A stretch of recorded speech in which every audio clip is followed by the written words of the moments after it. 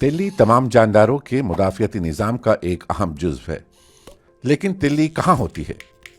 اعضاء کے درمیان تلی کو تلاش کرنا تھوڑا مشکل ہے۔ یہ پیٹ کے بائیں کونے پر نچلی پسلیوں، جگر، معدے اور گردوں کے درمیان واقع ہوتی ہے۔ اس کا سائز صرف 10 سینٹی میٹر یا تھوڑا سا بڑا ہوتا ہے، لیکن اس کا کام انتہائی حیرت انگیز ہے۔ یہ غذائی اجزاء اور میسنجر مادوں کے ساتھ ساتھ ویسٹ پروڈکٹس کو ٹھکانے لگانے کے علاوہ خون کے پرانے خلیات، پیتھوجنز اور ٹیومر کے سیلز کو گردش خون سے نکالتی ہے۔ اس عمل کی بدولت خون کے نئے سرخ خلیات تخلیق ہوتے ہیں۔ تیلی خون کی کچھ مقدار ذخیرہ بھی کرتی ہے تاکہ کسی ہنگامی صورت میں جیسا کہ خون کا ضیاع ہو تو یہ جسم کو خون مہیا کر سکے۔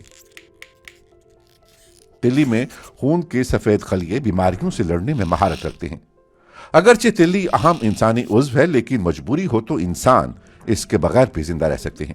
لیکن جن لوگوں کی تیلی غیر فعال ہو جاتی ہے ان کا مدافعتی نظام کمزور پڑ جاتا ہے اور انہیں بیماریوں سے بچنے کے لیے اضافی تحفظ کی ضرورت ہوتی ہے۔